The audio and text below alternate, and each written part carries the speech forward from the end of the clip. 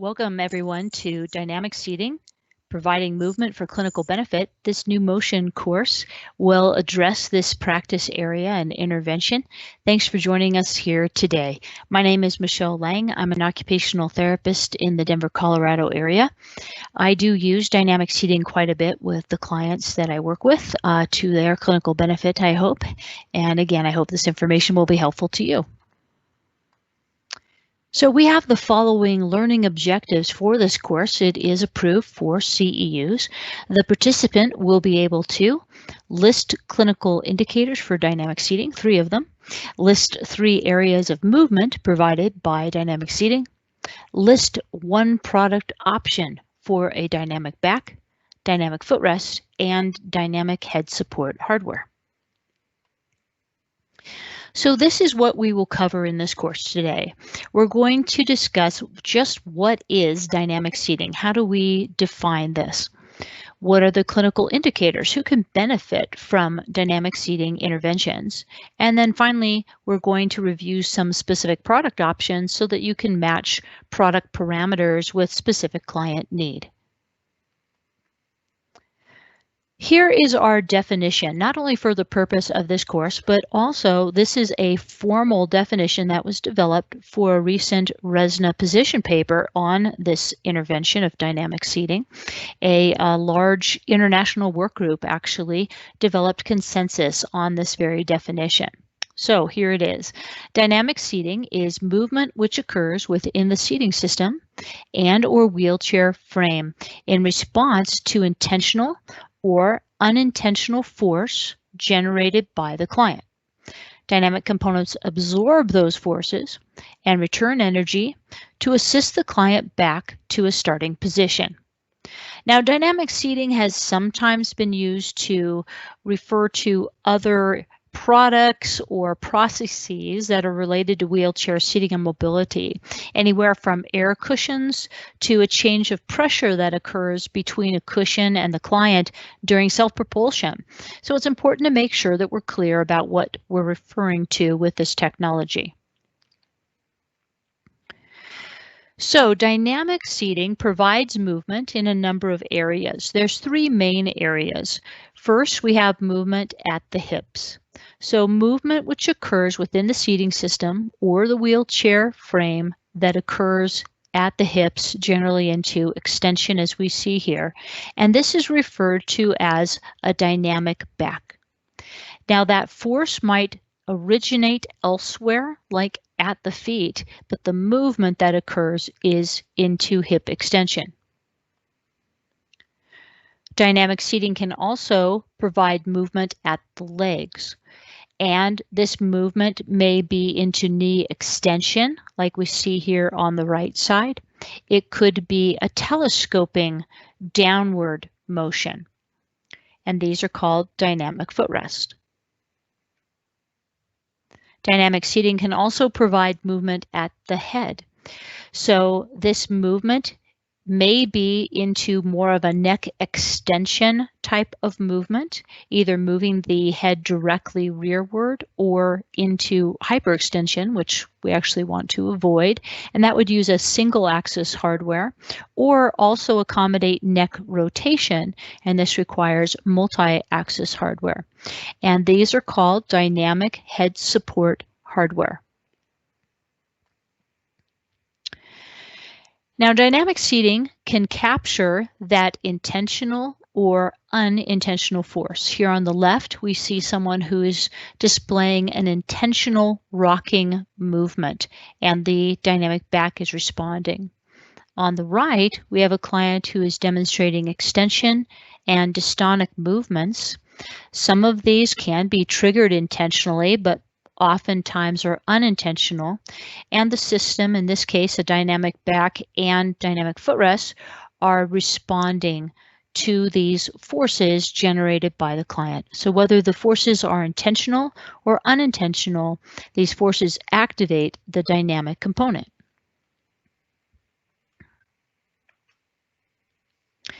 The dynamic component then absorbs these forces that are exerted by the client, and that energy is stored within the component and assist the client back to upright. Again, this is part of our definition. So the dynamic component may be an elastomer, a spring, a hydraulic. These are the three most common mechanisms used in dynamic seating. And again, the force from the client actually compresses the elastomer, the spring, or the hydraulic. It absorbs that force, stores that energy, kind of gets back to physics, and then that stored energy helps the client to return to their upright and neutral position as the forces are reduced. It's also important that the dynamic component do this without a loss of client position. So again, the dynamic components absorb force, return energy to assist the client back to their starting position, but we want to make sure that when the client returns to their starting position, that they haven't lost some of that position. So for example, with a dynamic back, if the client is extending at the hips, we want to make sure as the client goes back to upright that the hip remains in neutral. The pelvis does, that it hasn't collapsed into a posterior pelvic tilt. So the design of the component itself is very important in returning the client to a neutral starting position rather than resulting in a loss of position like collapsing into a posterior pelvic tilt. And so the pivot points become very, very important. The pivot point of the dynamic seating component is trying to follow the natural pivot point anatomically on the client. So in this picture here, we have a dynamic back, and the dynamic back starts movement quite a ways up. It starts about the level of the cushion of this molded seating system. It's very important that the pivot point is this high, otherwise, as the client returned to neutral, they'd be likely to collapse into a posterior pelvic tilt. So that's some more about the definition of dynamic seating. But what are the clinical indicators? Who can benefit from this technology? Well, there are three main advantages to using dynamic seating. First is to absorb and diffuse those forces from the client. By doing so, we're protecting the client from injury and we're protecting equipment from damage. These are very common concerns in some of our clients with very high tone or large movements. Second, we're providing movement, and that provides sensory input for the client, and there's many clinical benefits of that. Finally, we can use dynamic seating to improve, actually make changes to postural control, stability, and function. Let's look a little more specifically. Here are a number of very specific applications that fall under these three categories. Again, we're protecting the wheelchair user from injury. We're protecting the wheelchair and seating hardware from breakage. But by providing this movement and absorbing these forces, we're also increasing sitting tolerance and compliance for many clients. The client may simply be able to sit for a longer period of time. It may be that they have less pain and discomfort. We can also enhance vestibular input by providing that sensory input. And by providing enhanced vestibular input, we can see other benefits. We're facilitating some active range of motion. Instead of the client maintaining a very static posture, there's actually some movement occurring at some of the joints. This movement often leads to an increase in alertness and a decrease in agitation, and that can be very helpful for our clients. We also may see that some clients have decreased fatigue, as movement again can increase general alertness. And many people using dynamic seating may see an improvement in their functional abilities.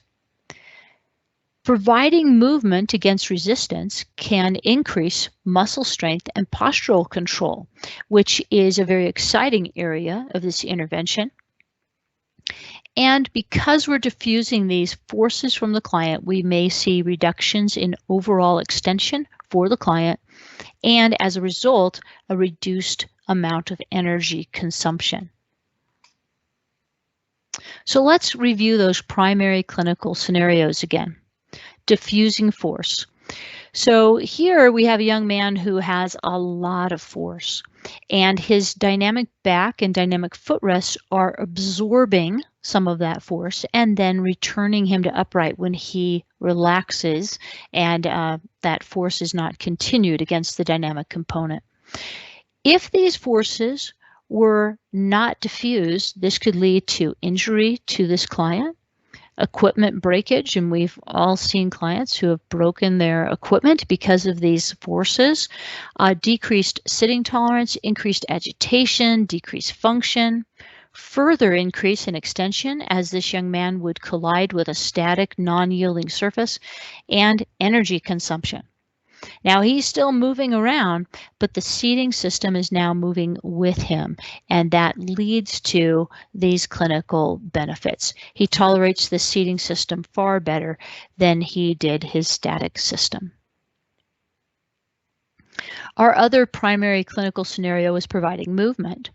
Allowing movement provides sensory input, and this as a result can increase alertness and decrease agitation. This gentleman here was very agitated at times in his static seating system as he attempted to rock, but the seating system did not move with him. He really enjoys this movement, and it increases his alertness and decreases his agitation. Our other clinical scenario, our primary one, is to improve postural control, stability, and function. This woman has a dynamic back. When she is outdoors particularly and pushing her manual wheelchair against resistance, such as when she gets to the lawn here, you can see her lean back into that dynamic back and use the stored energy to help her propel the chair forward. Using this dynamic back has increased her muscle strength and postural control, but it's also improved her ability to push over varied surfaces. Again, from this angle, go ahead and take a look. She often is leaning back, and then she's using that force to assist her to push the wheels as she maneuvers on this varied terrain.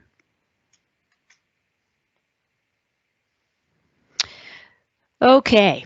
Let's go ahead and take a look at some of the product options that are available. Again, we want to keep an eye on what are the features of these various product options and how do we best match them to our clients' needs. So let's start with dynamic backs. In this case, movement only occurs at the back, though a dynamic back can be combined with other dynamic options, such as dynamic footrests, dynamic head support hardware, to provide movement in all of these areas. When determining where do we provide that movement, it does often require some time on the mat table to get a good sense of where are these forces originating from. It might be that most of the force is coming from the hip. Perhaps most of the force is coming from the lower extremities or the feet leveraging off the foot plates. In that case, we may want to look at dynamic footrests instead, but by combining these technologies, sometimes we can get a better result if we're noticing force initiated in a number of locations. Here are the companies that currently make dynamic backs in the United States. So we're going to go ahead and take a look at each of these. First is Legero. They have an option called the Dyno, and it includes activator dynamic seating. And again, this is available in the US. There's also an option to provide some knee extension in about 10 degrees, but the seat to back angle will open 30 degrees. There are springs on the back, and there are 3 different options for springs so that you can choose the level of resistance that works best for the client that you are working with. One of the nice things about this system is it folds. Folding is something that often is not possible when using a dynamic back. Now, this is obviously an adaptive stroller and will not meet all of our clients' positioning needs. As this back is extended, you can see that the rear portion, the posterior portion of the seat is raising, and that's in an effort to keep the alignment of the pelvis throughout the movement of the dynamic component. It works similarly to an older, now discontinued dynamic option, the Kids Rock. Miller's Adaptive Hardware has a number of dynamic products, and this is their dynamic backrest interface. It extends at the level of a biangular back. This is very important because we're trying to keep the pivot point higher up so that the client will maintain the position of their pelvis. So you can see that the lower portion remains in a static position and only the upper piece moves. Now this does require a biangular back to use this hardware. The back extends about 40 degrees. It does lock out as needed, and it comes with a 20-pound gas spring, which is how much force is required to compress this spring. They have a newer dynamic back option called their dynamic back cane interface. This is much smaller and can be used with a wider variety of commercially available backs. It's angle adjustable, so it can start off at 90, 100, or 110 degrees of seat to back angle. It comes with either 60, 80, or 120-pound gas struts, and that determines how much resistance is required, how much force is required of the client actually to overcome the resistance of the hydraulic. Now, some folks will say, if the client weighs a certain amount, you should get a certain level of resistance for them. The challenge is that many people, particularly clients with increased muscle tone, may not weigh very much, but may be able to exert extreme forces. And so it's important to determine what is the very best resistance for that individual based on much more than their weight. So this opens at the hip to about 30 degrees. You can limit it as needed to either 0 to 15 degrees or 15 to 30 if this person needs to start with a more open seat to back angle.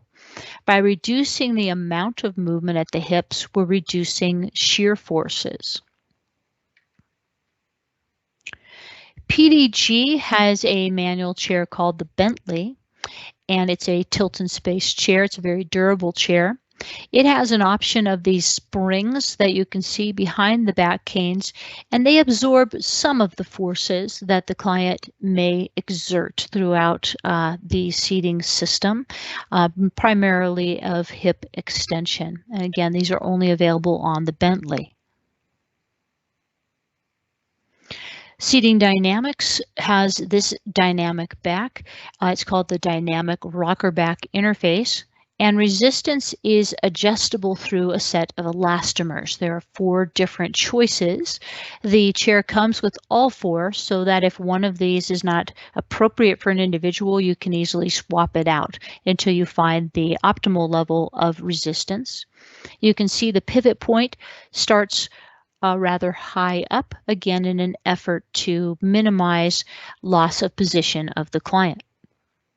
On the left here, you can see it is in the locked position or unlocked. Many dynamic backs have a lockout. The main application for this is transportation. If someone is being transported within the chair, we lock out the back to rigidize it so there's not excessive movement in transportation. Most of the time, you're going to leave this unlocked so the client can move readily. Here on the left, you'll see a demonstration of this dynamic back. You can see that little elastomer in here that's being compressed and coming back. And on the right, we have Daniel.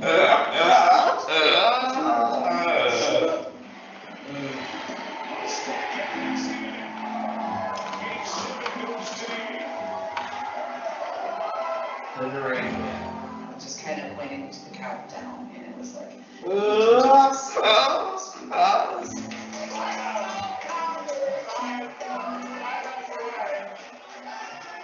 Now by 10 strike break Hunter 4 outs away.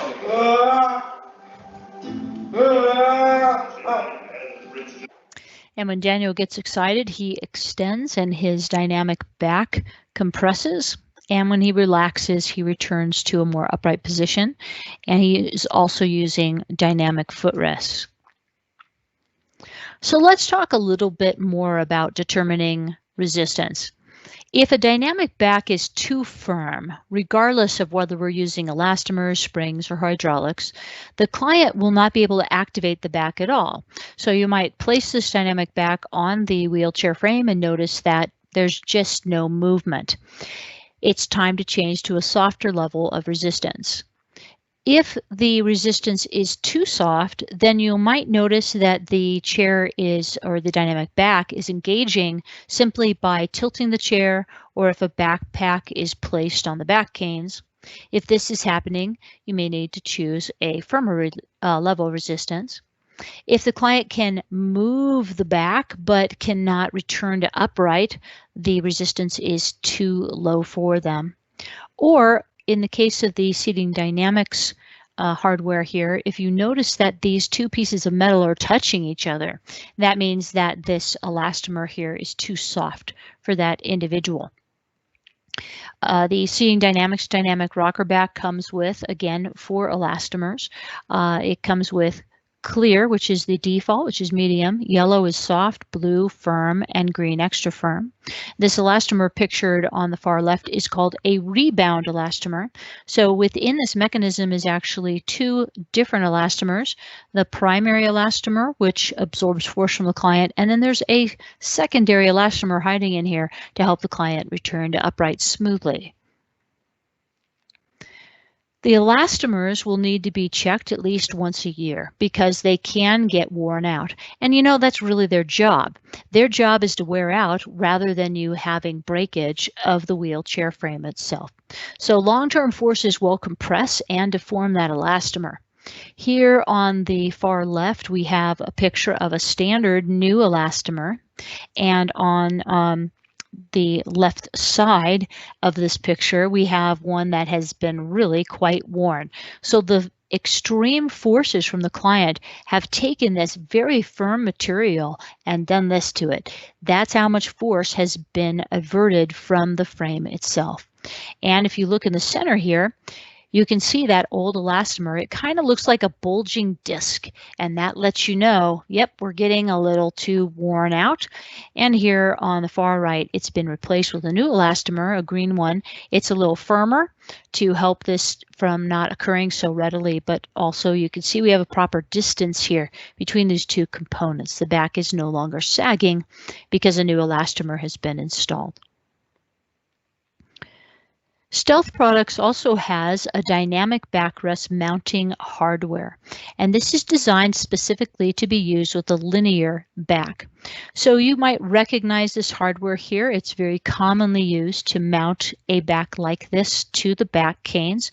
But in this case, where this knob is, there's actually a spring inside there that allows the back to move back ever so slightly, not very much.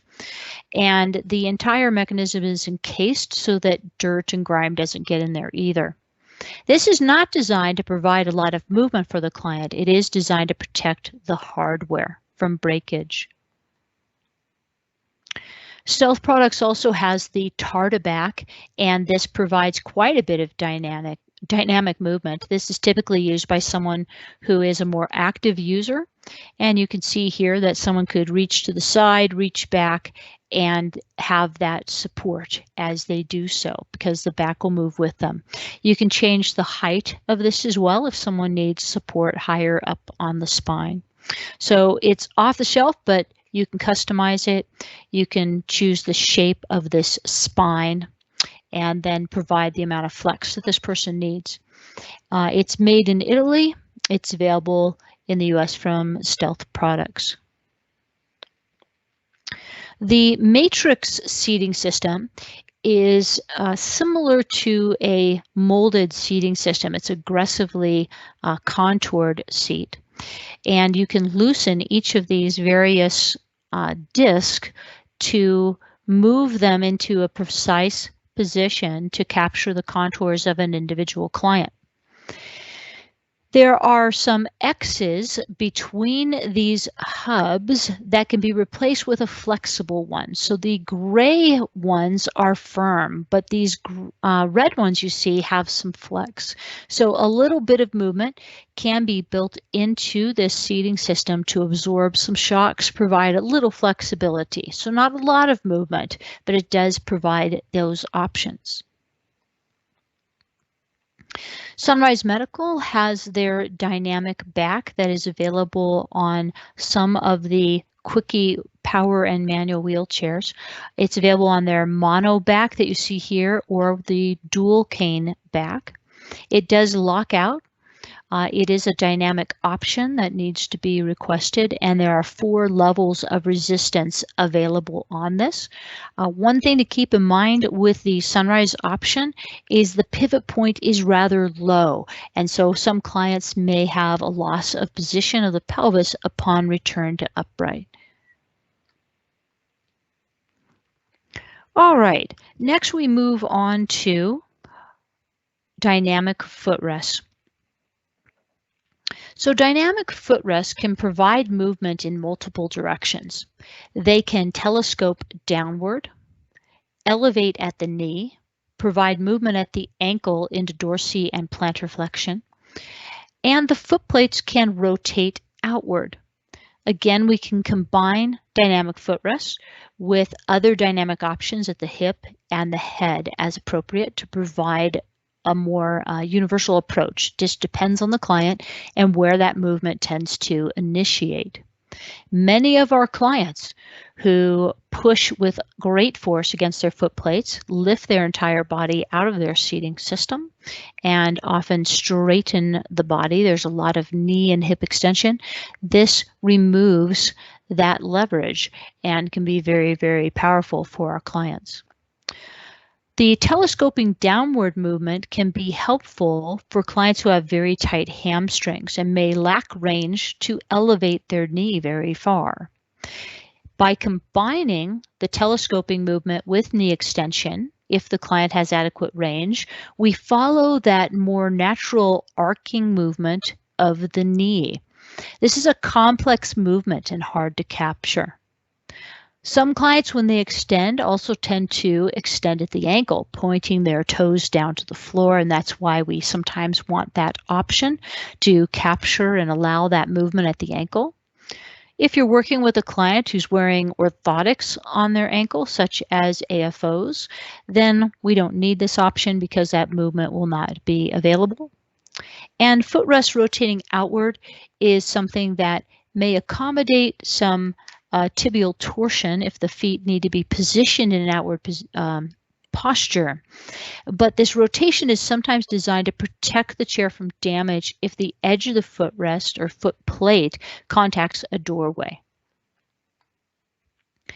Now we have a lot less product options when it comes to dynamic footrests, but these include Miller's and Seating Dynamics.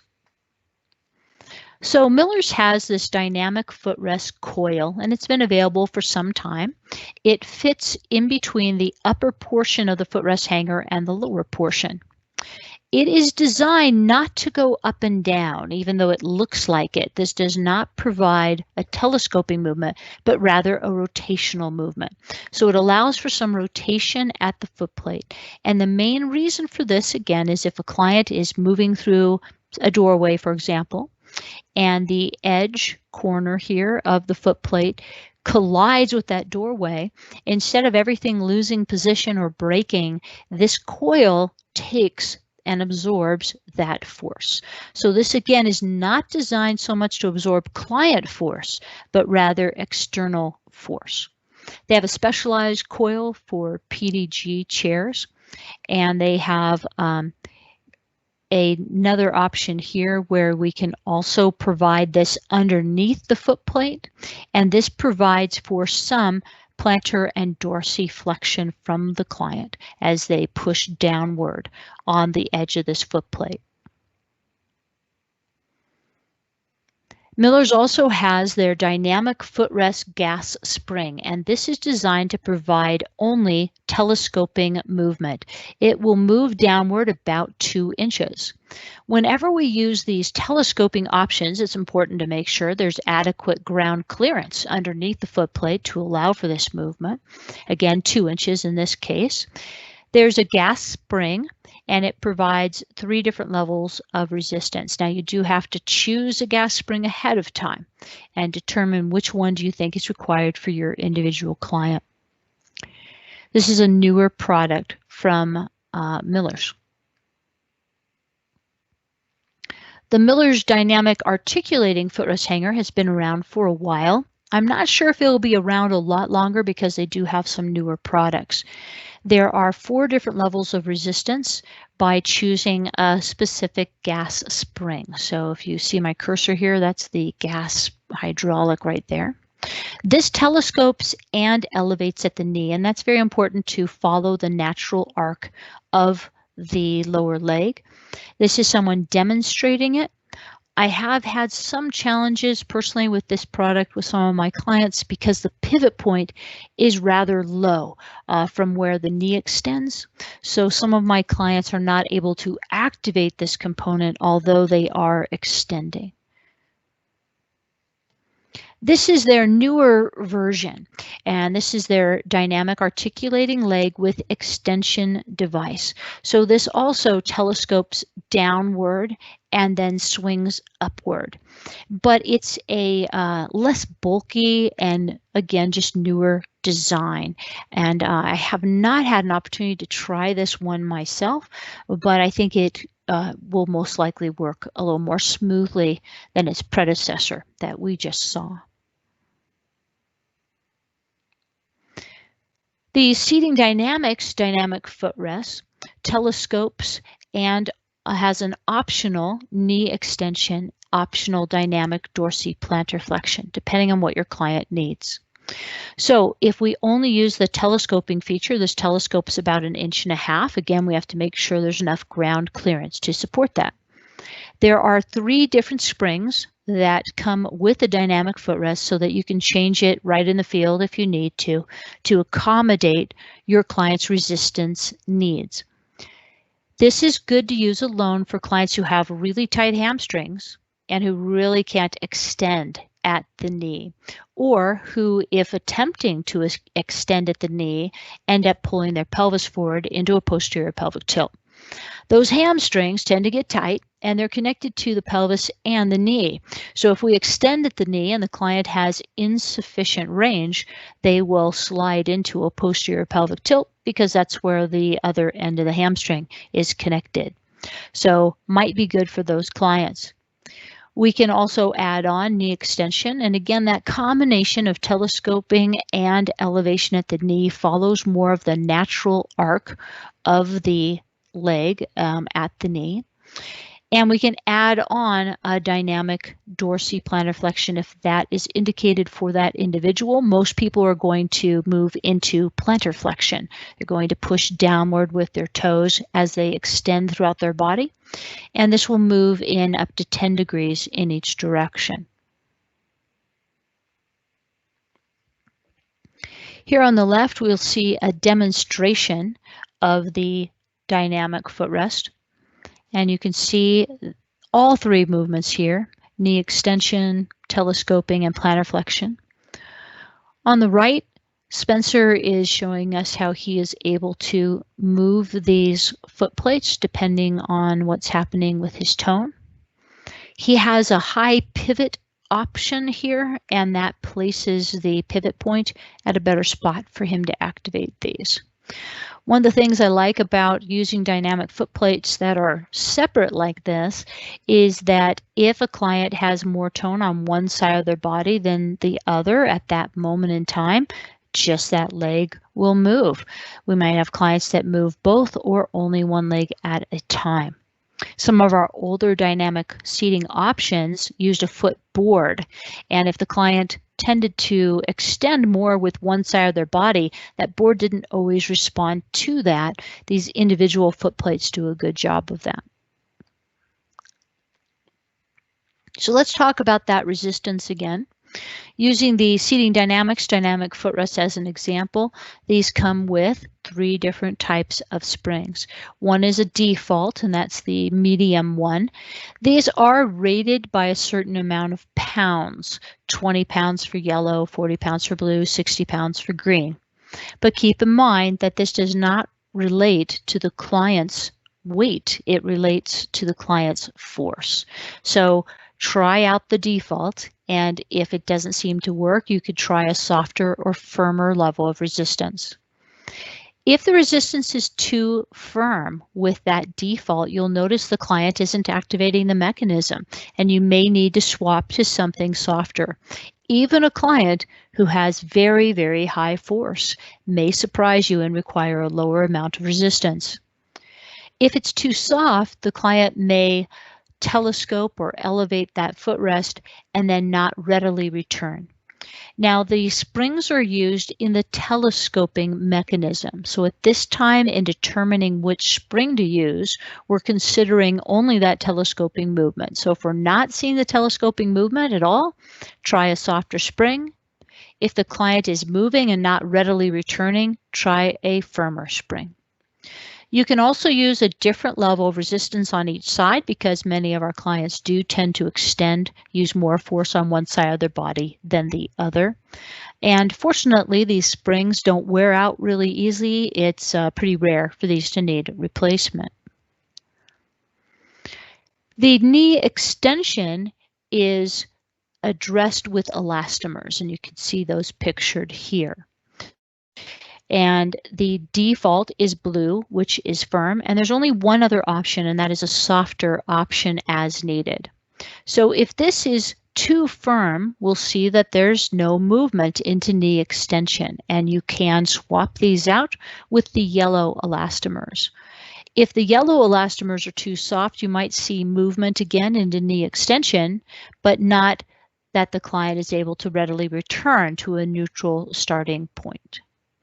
I am surprised how many clients I work with who have been constantly moving their foot plates out of position or actually breaking their footrest hangers who simply don't need a great deal of resistance in this telescoping or extension movement. Some of them do, but I have clients who absolutely have spent years standing on their foot plates and do not always need a lot of resistance here because we're simply taking away that leverage and they just can't extend against a moving target. The resistance should be checked periodically because if the knee starts extending too readily, it might simply mean that the elastomers need to be replaced. And then finally, we have plantar and dorsiflexion. There are elastomers in here. They are not really designed to be changed for resistance. There's not usually that much force in this area because so much has already been diffused further up the line. But they can be changed if needed. There's not an option to change the resistance on the plantar dorsiflexion. We then move to dynamic head support hardware.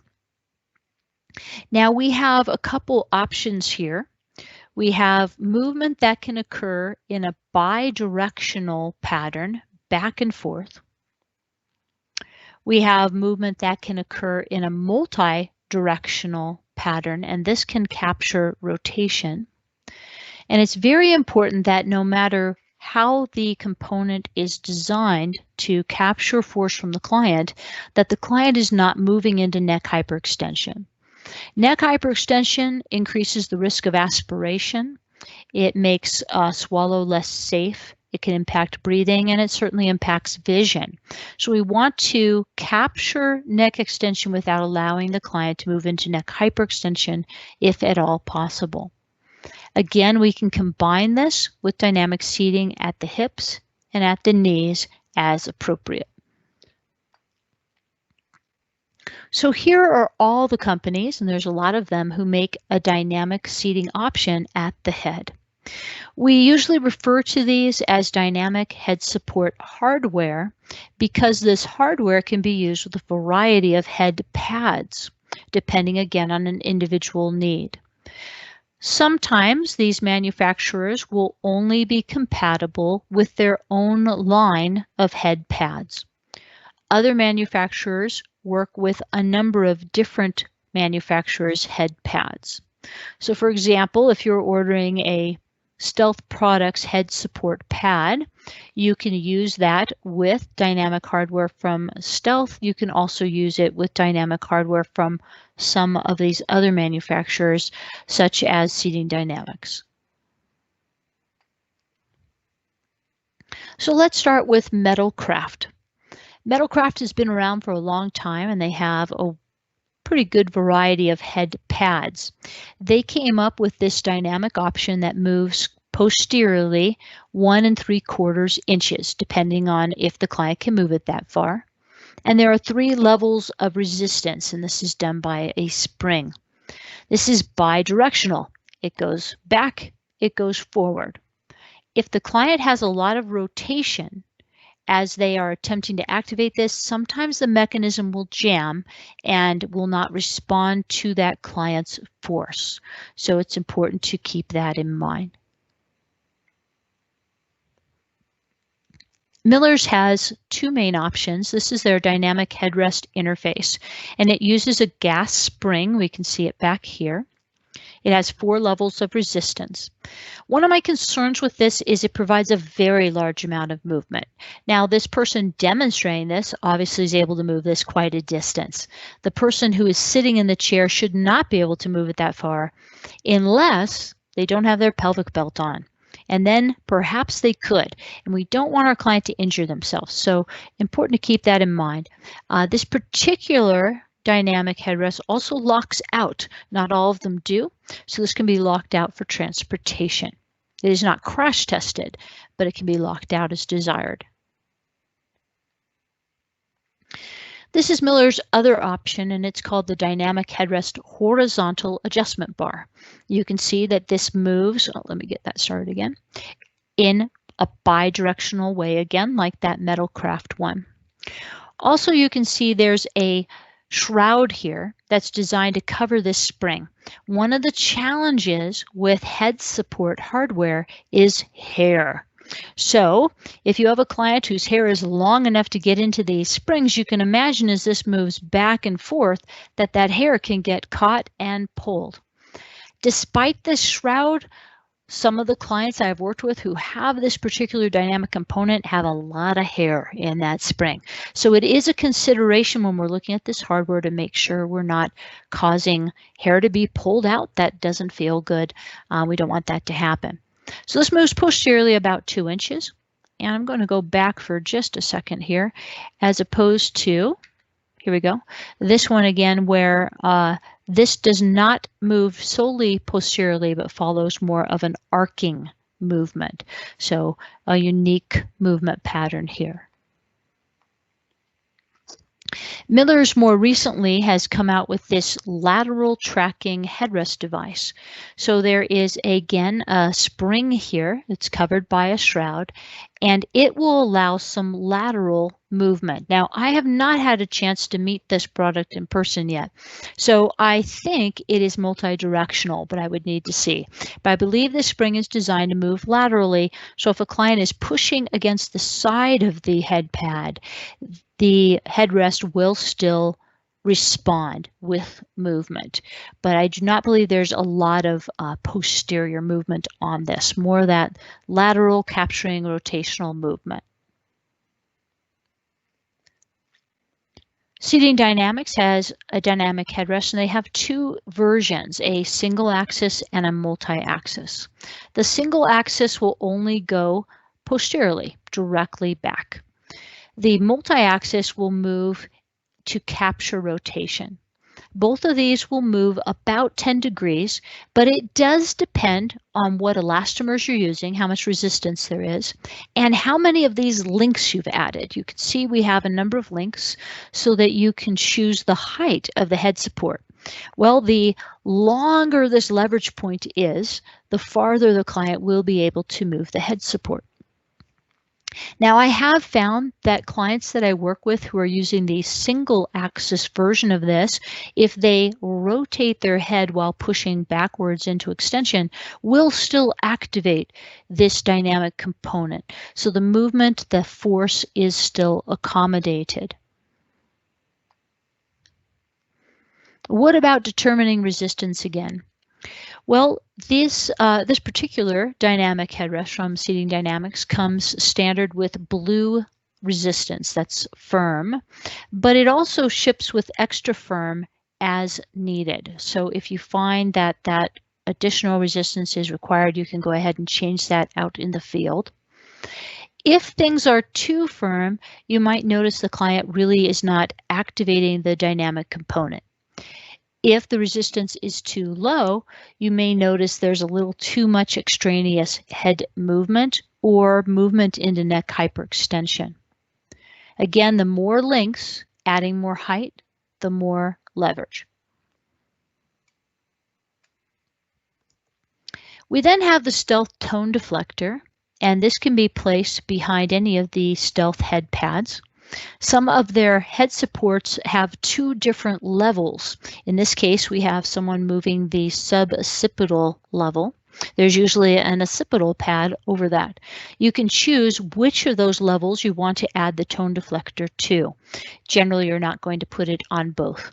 So this is about the size of a hockey puck, and inside are some elastomers, and those are designed to absorb some of this force.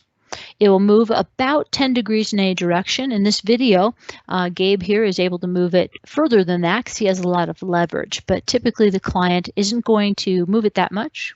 I have a lot of clients who don't look like they're moving it at all, but because the forces are being absorbed, may no longer break their head supports. So this works well for clients who may not tolerate a larger degree of movement, but we still need to protect hardware. For some clients, if the head moves rearward past a certain point, it can set off some undesirable results. We may see an increase in extension. We may see a startle reaction. We may see postural insecurity or other reflexive responses.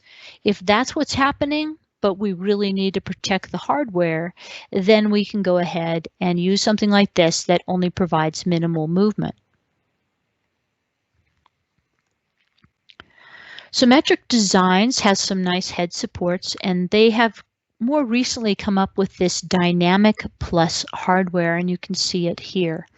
It can be locked out, and there's a spring mechanism that you can swap out to be firm or soft. And it's an option on one of their hardware mounting options, the twin headrest hardware. So again, can be locked out by turning this knob here. You can change the spring. It moves in a bi-directional manner. Symmetric Designs also has the Axion rotary interface, and this has been available for some time. It's shown on the right in this video with their particular headrest, that works really well, the Savant headrest. And you can see on the Savant headrest, this person has the forehead strap on. So if we have to strap someone's head to their head support in order to keep their head in position, we can still allow some movement in this rotation pattern here without the client losing their head forward. So this person can still turn side to side to visually regard their environment, and this is often used by people with diagnoses such as ALS. There is a little friction knob on here. I'm going to point to it here with my cursor that can add resistance or lock out the mechanism completely. And you can order this to allow either 30 degrees of movement in each direction or 45 degrees of movement in each direction. So again, the Axion, you do not have to use it with the Savant, but it is often used with the Savant with the forehead strap. Whitmire, which is under the Sunrise Medical umbrella, has the Flex Interface bracket. It provides movement upward and then back to neutral. The challenge is that the way this is designed to moves into neck hyperextension, and that's something that we generally want to avoid with our clients. But this is a dynamic option that is available. It has something called elastomeric bushings, and there's a choice of hard and soft on these, so you can choose the level of resistance for an individual. And then we have the head pod. Now, the head pod is a very unique intervention. It was originally designed not as a head positioning system, but as a therapeutic device. It was designed to use with young children to improve their head control, and it works. It works very well, and you can see some of that in this video here. But people did start using this on wheelchairs and other seating systems. So this young lady here is wearing a visor that's purely for aesthetic purposes, but there are some bands on her head, and to the band is attached this little plastic ladder piece that attaches to a rod that's suspended above the client's head and attaches to the rear of the head support or of the chair. In the video, you can see there's a band across the forehead and across the top of the head. So the head is basically suspended, allowing the client to still turn their head, work their neck muscles so that head control can be improved, but keep the head in an upright position. So this is being used more and more within wheelchair seating systems. I think it's very important to make sure that we carefully assess a client, because a client with this degree of head control or lack thereof is not going to have a lot of stability around the cervical vertebrae. Want to make sure this client cannot be injured. So we've covered a lot of information. We talked about a definition of dynamic seating. We talked about the main goals of dynamic seating, clinical indicators of this intervention, and then product options for dynamic backs, dynamic footrests, dynamic head support hardware. I hope this has been helpful to you. We have also provided a number of reference materials for you along with this recorded course, so please refer to those. There are also additional references on the Seating Dynamics website, and these include the brand new RESNA position paper on the application of dynamic seating, which includes an exhaustive literature review as well as extensive clinical indicators from a work group that worked on that paper.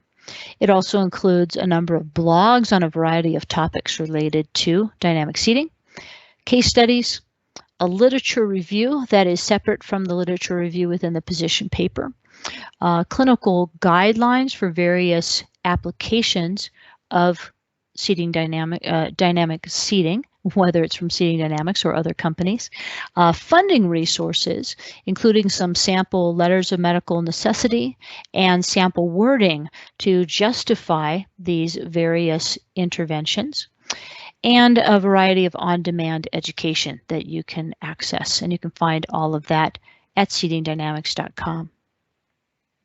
So I want to thank you very much for joining us here today, and make sure that you have my contact information as well as contact information for NuMotion and for Seating Dynamics, who has sponsored this course here today. Again, feel free to reach out if you have any questions or comments, and thanks so much for joining us here for this course on dynamic seating.